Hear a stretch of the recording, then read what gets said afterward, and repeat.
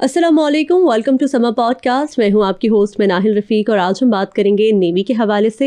इस वक्त जो पाकिस्तान की सिचुएशन चल रही है, पाकिस्तान की मैरीटाइम एक्सपो भी हुई, तो इस वक्त पाकिस्तान की कोस्ट लाइंस हैं, पाकिस्तान की जो समुद्री सरहदें हैं वो कितनी महफूज हैं और किस तरह से उन्हें महफूज बनाया जा रहा है, वहाँ पर क्या क्या पोटेंशियल मौजूद है, इन तमाम तर चीज़ों पर बात करेंगे। हमारे साथ मौजूद हैं कमांडर रिटायर्ड फैसल शब्बीर साहब। Thank you so much sir for your time. कैसे हैं आप? Thank you very much for inviting in Summer Podcast. I am good. अच्छा, मुझे ये बताइएगा कि अभी जो मामला चल रहे हैं पाकिस्तान भारत के, जैसे कि हमने देखा कि लास्ट जब मई में जंग हुई थी उस वक्त भी कुछ ऐसे मामला बने थे। पहलगाम अटैक हुआ था इंडिया में, फॉल्स फ्लैग ऑपरेशन था वो, और पाकिस्तान में भी यहाँ पर ट्रेन में बलूचिस्तान में अटैक हुआ, जिसके बाद मामला उस तरफ चले गए कि जंग शुरू हो गई बिला फिर। अब भी हमने देखा कि रिसेंटली भारत में दिल्ली बॉम्ब ब्लास्ट का एक मामला हुआ है और उसका जो इल्ज़ाम था वो फ़िलहाल पाकिस्तान पर नहीं आया, लेकिन मामलात कुछ उसी तरफ जा रहे हैं, प्रॉब्लम्स क्रिएट हो रही हैं उधर भी यहाँ पर भी। तो आप समझते हैं कि आने वाले दिनों में अगर कोई जंग का ख़तरा होता है, how are we prepared? We are always prepared. Navy का अनलाइक आर्मी और एयरफोर्स में आपको बताऊं कि जब हम समुंदर में जाते हैं तो we are in the condition of war preparedness, यानी उसमें हमें किसी और चीज़ की ज़रूरत नहीं होती। जब भी हम समुंदर में जाते हैं तो हम प्रिपेयर्ड ही होते हैं और हमेशा प्रिपेयर रहते हैं, क्योंकि किसी वक्त भी शॉर्ट नोटिस पे भी कोई एक्टिविटी करनी हो तो वी आर रेडी।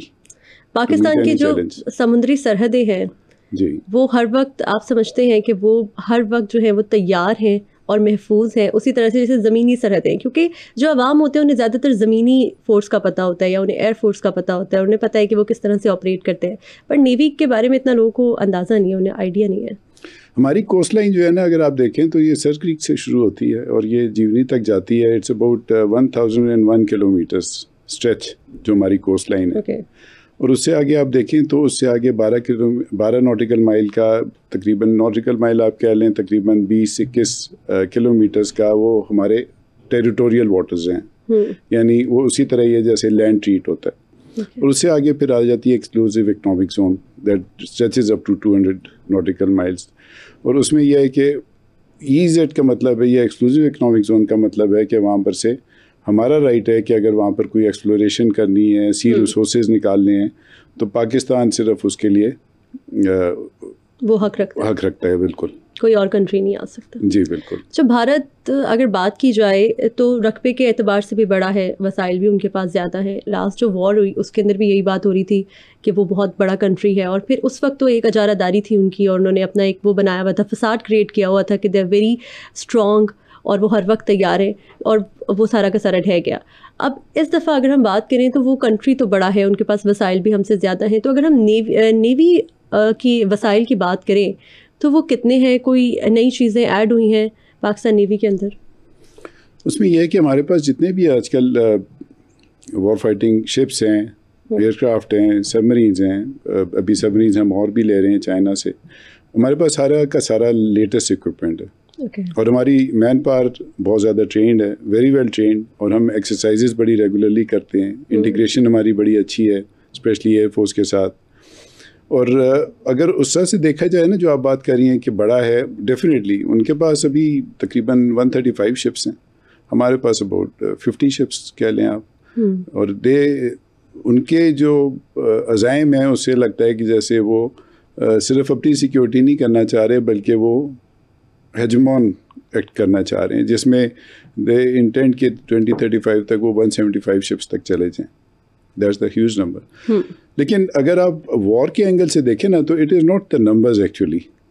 इसमें कैपेबिलिटी की बात भी आ जाती है, इसमें मैन पावर की, इसमें ट्रेनिंग की, और उसमें सबसे इफ़ेक्टिव चीज़ मैं कहता हूँ कि जैसे अगर आप मई 2025 का जो एपिसोड गुजरा है उसमें जो एयरफोर्स ने परफॉर्मेंस दी है, हाफ द एयरक्राफ्ट, और हमने उनके, अब तो खैर ट्रम्प कह रहे हैं कोई 8 पे चले गए हैं ट्रम्प तो लेकिन without any loss on our side.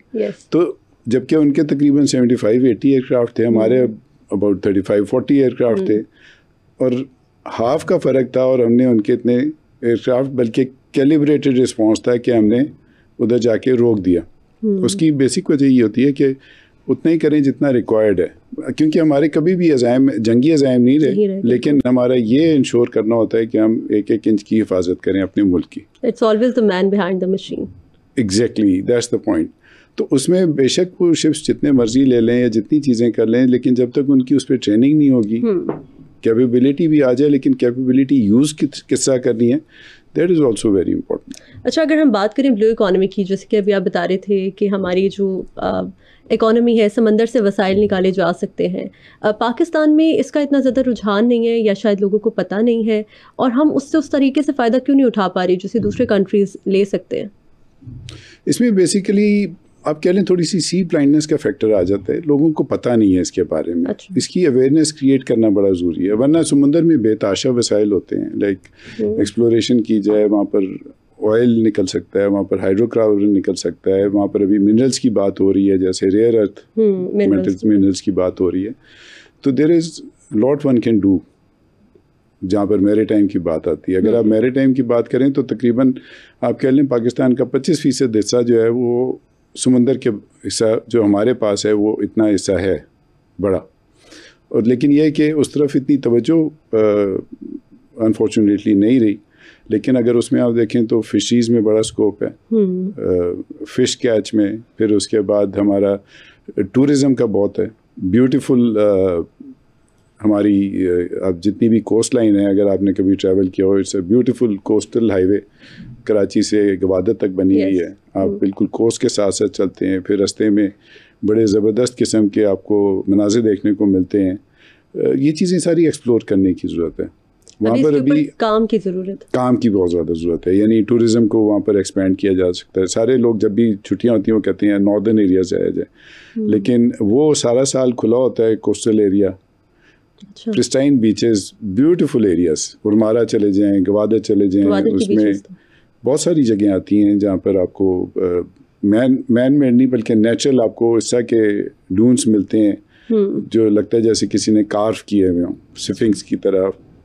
C side tourism जो है इसको किस तरीके से प्रमोट किया जा सकता है पाकिस्तान के अंदर? इसमें अभी ग्रेजुअली शुरू हुआ है थोड़ा काम, जैसे वहाँ पर अभी रिजॉर्ट्स बनने शुरू हुए हैं और लोगों का अभी ट्रैवलिंग उस साइड पे हुई है शुरू, लेकिन इसमें बहुत ज़्यादा अभी पोटेंशियल है कि लोग इन्वेस्टमेंट कर सकते हैं कि वहाँ पर कोस्टल टूरिज़म में कि जैसे सी रिजॉर्ट्स बनाए जा सकते हैं, बीच रिजॉर्ट्स बनाए जा सकते हैं all along the coast. So is it safe? It is safe, कोई मसला नहीं है फॉर अ लेमैन। जी बिल्कुल, लोग जाते हैं, इट्स वेरी वेरी नॉर्मल। वो एक बना हुआ है ना दिमाग के अंदर के कुछ खास एरियाज हैं जहाँ तक पाकिस्तान में लोग ट्रैवल करते हैं, उसके बाद वो सोचते हैं कि यार पता नहीं इधर जाएं ना जाएं, पता नहीं हम वहाँ रुक सकेंगे या वहाँ पर हमें होटल्स मिलेंगे या नहीं मिलेंगे, नाइट स्टे हो सकता है नहीं हो सकता। नहीं, अब तो ये फैसिलिटीज़ काफ़ी आ गई हैं। अच्छा। उर्मारा में भी हैं, गवादर में भी हैं, गवादर में इवन पीसी बना हुआ, यानी there are so many places in between also. अच्छा, गवादर के अलावा भी जा सकता है। गवादर के अलावा भी क्या कोई ऐसी पोर्ट्स हैं जो कि पाइपलाइन में हो या जो पाकिस्तान उसी तरीके से जैसे गवादर से फ़ायदा उठाया जा रहा है ऐसे उनसे उठाया जा सके पाकिस्तान में? पोटेंशियल है यहाँ पर, पसनी का है और जगहों का है जहाँ पर हम बना सकते हैं पोर्ट्स, लेकिन ये है कि with the passage of time इसमें टाइम लगेगा, लेकिन इंशाल्लाह डेवलप होंगी। अच्छा, आपके पर्सनल एक्सपीरियंसेस की अगर बात करें तो आपने इतना अरसा सर्व किया है नेवी में, how was your experience, how did you start, और अब जब आप अपनी सर्विस को ख़त्म कर चुके हैं, so how is it going? मैंने जब ज्वाइन की थी सर्विस तो इसमें बेसिकली शिप्स बड़ा फैसिनेट करते थे, समुंदर बड़ा फैसिनेट करता था, कभी देखा हुआ नहीं था इवन इन इस्लामाबाद। तो जैसे मेरे वाले साहब जो थे वो आर्मी में थे, भाई मेरे एयरफोर्स में थे, तो मैंने कहा मैं दूसरा कोई प्रोफेशन चूज़ करूं, लेकिन वो आर्म फोर्सेस में रहने का था, तो इस वजह से फिर मैंने कहा मैं नेवी ज्वाइन करता हूँ। अच्छा। And by far I still it's a nostalgia having spent so much time in the navy. समुंदर के एक अपनी लाइफ है, यानी अगर आप ट्रेनिंग की बात शुरू करें तो जैसे एयरफोर्स में आर्मी में ट्रेनिंग होती है, इसी तरह हमारी नेवल एकेडमी है मनोड़ा में, उसी तरह 2 साल की ट्रेनिंग है। उसके बाद हम फिर शिप्स पे आते हैं, फिर शिप्स पे ट्रेनिंग होती है और कंटिन्यूसली चलता रहता है। लोनलीनेस, सीक्रेसी, जब आप समंदर पे एक दफ़ा चले जाते हैं तो उसके साथ कैसे कोप किया जाता है? क्योंकि man is a social animal, तो आप अकेले इतना वक्त कहीं गुजार नहीं सकते जहाँ पे बहुत कम लोग हों, बहुत चंद एक लोग हों, वही रोज़ नज़र आ रहे हैं, बाकी सब ब्लू है, तो वो सब कैसे मैनेज किया जाता है? बड़ा अच्छा एक्सपीरियंस आता है। जैसे एक्सरसाइजेस पे जाते हैं हम काफ़ी लंबी ड्यूरेशन के लिए, फिर उसके बाद हम गुडविल क्रूजेस पे जाते हैं डिफरेंट कंट्रीज़ में, और उसमें यह है कि जितने ऑफिसर्स होते हैं, शिप्स कंपनी होती है, सेलर्स होते हैं, उनकी आपस में एक बॉन्डिंग हो जाती है। It's like a team. अच्छा। तो वो इतने काफ़ी लोग होते हैं, तो उसमें यह है कि हमारी इंटरेक्शन, गपशप, सब कुछ चलता रहता है, तो कभी फील नहीं होती लोनलीनेस। जब एक अरसे के बाद जब आप लोग शिप के बाद लैंड को टच करते हैं, कैसी फीलिंग होती है वो? It's a good feeling naturally coming back to land. लेकिन उसमें यह है कि जब हम अगर जैसे मानसून के पीरियड में अगर पाकिस्तान की बात करें, Arabian sea, it's a very rough sea जब ऑपरेट करते हैं, यानी 35 डिग्री एंगल तक शिप्स जो हैं वो रोल कर रहे होते हैं या पिचिंग हो रही होती है, तो आप हर वक्त ही it's like a roller coaster ride के जैसे हर वक्त ही मूवमेंट होती है। जो आपने बात की ना कि जब लैंड पे आते हैं, तो लैंड पे आते हैं तो एक आध दिन तक ना लैंड भी उसी तरह ही हिल रहा होता है जैसे शिप हिल रहा होता है। अच्छा। यानी आपको सेटल होने में भी नहीं है कि आप एक आध दिन, आ गए, यानी ज़मीन हिलती भी लग रही होती है जब आप वॉक करें, तो बिल्कुल महसूस हो रहा होता है, क्योंकि इतने दिन आप शिप पे जब गुजार लेते हैं, अच्छा, तो वही आपका एक साइकी बनी होती है, एक साइकोलॉजिकल इफेक्ट होता है कि आप उसी तरह ही चल रहे होते हैं जैसे शिप पे चल रहे होते हैं। तो जब आप लोग शिप पर होते हैं तो फैमिली से कैसे कनेक्ट करते थे इतना दूर, और सिग्नल्स का भी जाहिर है लैंड पर सिग्नल्स कहीं कहीं आना बंद हो जाते हैं, तो ship is far away from land. Emergency के सिस्टम्स तो होते हैं कि अगर इमरजेंसी हो, लेकिन वैसे नॉर्मली जैसे कहते हैं ना कि जब समुंदर में एक दफ़ा निकल गए तो यू आर डिसकनेक्टेड, तो यू सेटल डाउन के ठीक है, you are not connected and this is life. तो वो अपने आप को उस तरह से आप मोल्ड कर लेते हैं कि आपको फिर फील नहीं होता कि आप समंदर में। अच्छा, डिस्कनेक्ट होने की वजह से कोई ऐसा कभी वाक़या आपके साथ पेश आया हो, कुछ कोई ऐसी चीज़ जो आपके जहन में आज तक बैठी हुई हो, ताज़ा हो उसी तरीके से जब वो हुआ था? डिस्कनेक्ट की तो नहीं कहूँगा मैं, लेकिन यह है कि जब पोर्ट्स पे जाते थे तो वो बड़ा ज़बरदस्त एक्सपीरियंस होता था। स्पेशली अगर आप बात करें ना, जैसे हम लोग एक दफ़ा मॉरिशस गए, अच्छा, तो वहाँ पर जितने मुसलमान थे, मतलब इन हंड्रेड्स प्रॉब्ली और मे बी प्लस थाउजेंड्स में कह लें, अच्छा, कि वो इतने लोग पोर्ट पे हमें वेलकम करने के लिए जमा हो गए कि एक शिप के ना एक रास्ता होता है कि जिससे आप ज़मीन की तरफ आप जाते हैं, गैंगवे उसे कहते हैं, एक आप लगा देते हैं जैसे ऊपर नीचे, लेकिन वो इतने ज़्यादा लोग आ गए थे कि हमें 2 लगाने पड़े कि एक तरफ से लोग आ रहे थे शिप पे घूम रहे थे और दूसरी तरफ से निकल रहे थे, और लंबी क्यूज़ बनी हुई थी जहाँ तक नज़र जा रही थी मिलने के लिए। And they were inviting for dinner, for lunch, के उन गपशप हो जाए कि दे वर सेटल्ड देयर सिंस उनके अबाउट पार्टीशन से भी पहले के सेटल थे वहाँ पर। लेकिन वो मुसलमान होने की वजह से भी उनकी एक एसोसिएशन थी कि पाकिस्तान जैसे उनका अपना मुल्क है। दे वर सो हैप्पी।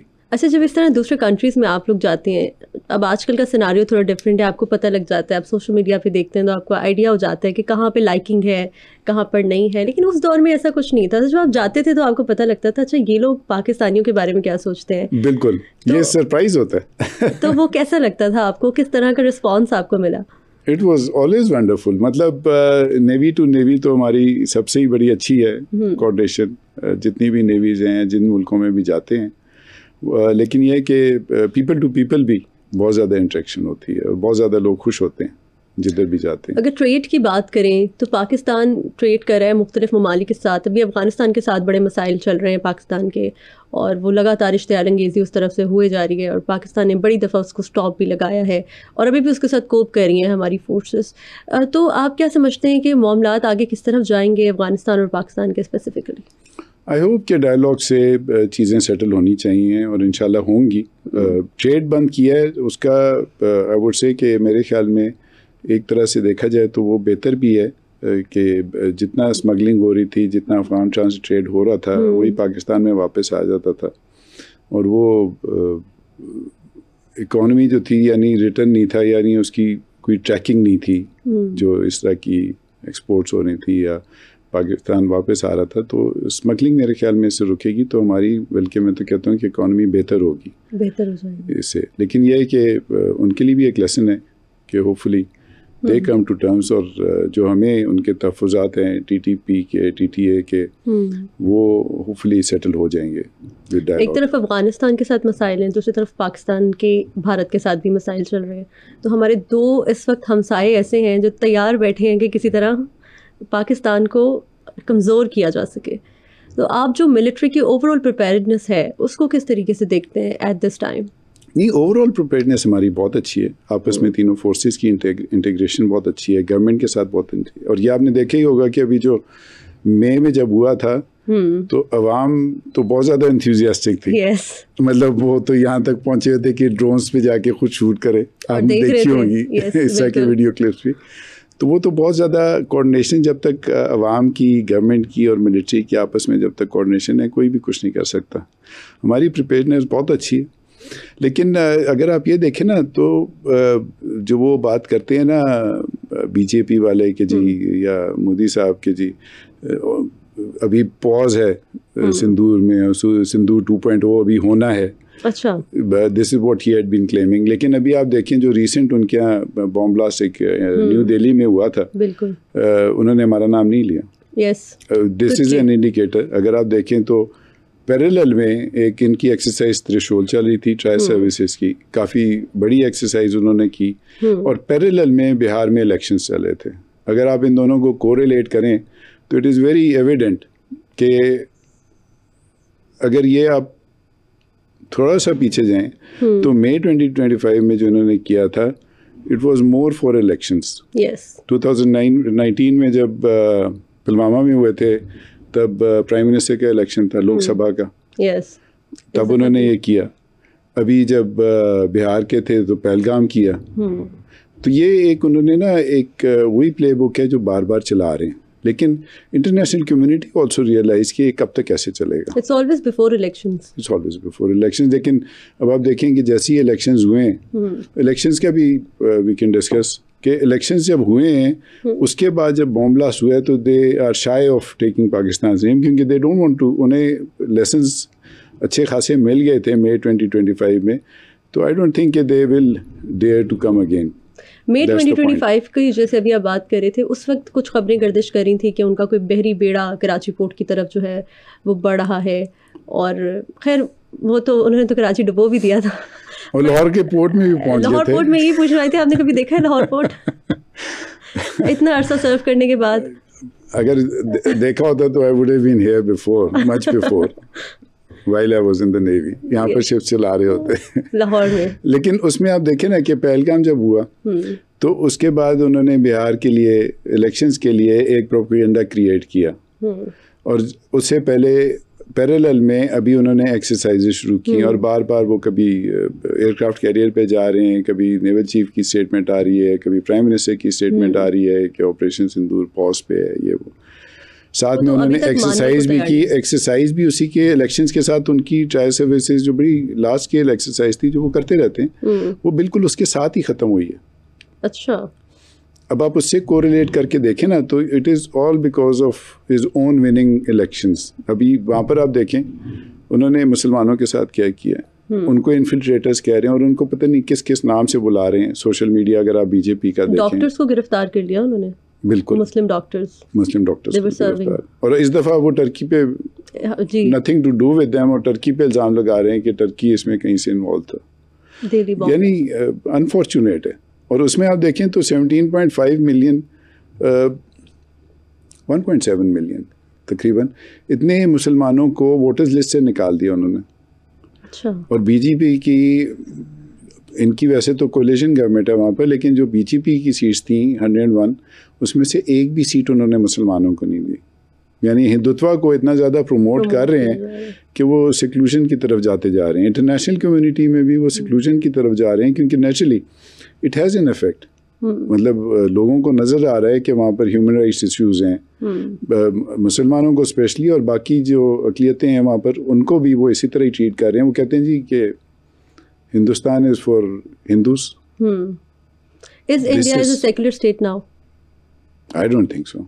अगर आप उनका देखें ना कॉन्स्टिट्यूशन, उसका जो पहला आर्टिकल है, कहते हैं India that is Bharat is a combination of union of states.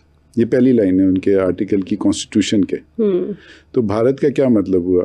Bharat वहीं से इवॉल्व हुआ है ना कि हिंदुओं का ये मुल्क है, और वो तो कहते हैं हिंदुओं के सारे कल्चर सारा कुछ अडॉप्ट करोगे तो you can live, otherwise you can not live in. मसाजिद मिस्मार की जा रही है, बिल्कुल ऐसे हो। अभी एक प्रोपेगेंडा फिल्म भी बन गया ताजमहल के ऊपर, बिल्कुल वहां पे भी पहले मंदिर था, ये ना एग्जैक्टली ये देखे ना, ये नैरेटिव बिल्डिंग है, ग्रेजुअली वो नैरेटिव बिल्ड कर रहे हैं। उसका कुछ हिस्ट्री में जिक्र नहीं है ताजमहल का, वो तो शाहजहां ने बनवाई थी, वो क्यों कोई मंदिर गिरा के और वहां पर ताजमहल बनाएगा? ताजमहल इज नॉट अ मस्जिद एनी, वैसे भी हम ये भी देखें तो ताजमहल तो मस्जिद भी नहीं है ना, उसकी वाइफ के लिए बनवाया था उसने। लेकिन आप वही देखें कि उसको कैसे ये लोग आहिस्ता आहिस्ता ना, this is false propaganda, narrative building कि जी ये शाहजहां का बनाया हुआ है, मुगल दौर का मुसलमान बादशाह ने बनवाया था, तो अब उसके अगेंस्ट ये शुरू किया उन्होंने। आहिस्ता आहिस्ता नैरेटिव बिल्डिंग करेंगे, फिर उसके बाद इसमें और हाइप क्रिएट करेंगे। तो that is the unfortunate part कि इस तरह से चेंज द हिस्ट्री। लोगों को रियलाइजेशन होनी चाहिए कि why they are doing that. यानी जरूरत क्या? आप तो बल्कि मीडिया से आपको बेहतर पता है कि this is how narrative building starts, perception create करते हैं लोगों के बारे में, फीड कर रहे हैं यंग हिंदुओं में फीड कर रहे हैं कि जी ये तो हमारी जगह थी और यहाँ पर ये मकबरा बना हुआ है। आने वाले दिनों में आप पाकिस्तान भारत के ताल्लुकात किस तरह से देख रहे हैं? मेरा ख्याल है अगले इलेक्शंस तक तो थोड़ा सा सुकून रहेगा, वो भी असम में और ये वेस्ट बंगाल वगैरह में होने हैं। 2026 में स्टेट इलेक्शंस हैं, तो फिर देखते हैं कि उससे पहले कुछ हो सकता है, वो कुछ, क्योंकि हर दफा ऐसे ही होता है, ऐसे ही होता है। तुर्की को भी बीच में घसीटा जा रहा है। वो भी कहेगा मैं ना लेन में देने, मुझे किधर बीच में घसीट। अच्छा, मैरीटाइम एक्सपो जो पाकिस्तान में होती है, लास्ट भी जो हुई है, बिल्कुल, उसकी क्या फ़ायदियत होती है? उसका बुनियादी मकसद क्या होता है? क्यों की जाती है? इसमें एक तो सबसे बड़ी बात यह है कि मैरीटाइम अवेयरनेस क्रिएट होती है, लोगों को पता चलता है कि मैरीटाइम फील्ड में क्या क्या चीज़ें आ रही हैं, क्या क्या काम हो रहे हैं। उसमें जैसे एक्सपो में काफ़ी सारे मुल्कों ने पार्टिसिपेट किया, उसमें नई जो इसमें टेक्नोलॉजी में डेवलपमेंट्स हैं उनको वो लेके आते हैं, वहाँ पर आपस में बिजनेस उनकी डील्स होती हैं, और उससे यह है कि लोगों को पता चलता है कि मैरीटाइम फील्ड भी एक है, आम आवाम के लिए मैं बात कर रहा हूँ, उनको पता चलता है कि इसमें भी बड़ा कुछ किया जा सकता है मैरीटाइम की फील्ड में। अच्छा, अगर हम बात करें सी इकोनॉमी की बात करें तो टूरिज़्म भी एक उसके अंदर चैप्टर आता है। तो अगर हम समंदर के हवाले से टूरिज़्म की बात करें तो हम देखते हैं कि बाकी ममालिक में क्रूज़ शिप्स चलते हैं, पाकिस्तान में इतना रुझान नहीं है। पहले फिर भी समुद्री सफ़र होता था, लेकिन अब बहुत कम हो गया है ये, और एयर फेयर्स भी बड़े महंगे हो गए हैं। तो इस हवाले से कोई पोटेंशियल मौजूद है? मैरीटाइम मिनिस्ट्री जो है, मिनिस्ट्री ऑफ मैरीटाइम अफेयर्स, वो इस चीज़ में काफ़ी आगे बढ़ी है, और अभी होपफुली सुनने में आ रहा है कि अभी ये क्रूज शिप्स का शुरू कर रहे हैं, यहाँ से गवादर कराची से, और फिर वहाँ से आगे चाबहार तक। बिल्कुल, मे बी आगे चल के दुबई भी उसमें ऐड हो जाए। तो इस तरह से अभी शुरू तो करने लगे हैं, तो इंशाल्लाह देखें। पहले तो लोग हज और उम्रे पे भी जाते थे समुद्री रास्तों से, वो तो इकोनॉमिकल बड़ा पड़ता था ना, और लेकिन उस ज़माने में लोग सफ़र भी इतना कर लेते थे। लेकिन अब तो ये है कि वो टेक्नोलॉजी आ गई, एयरक्राफ्ट आ गए, टाइम की कमी है, तो वो सारे एस्पेक्ट्स आ गए, तो अब तो इट्स मोस्टली बाय एयर।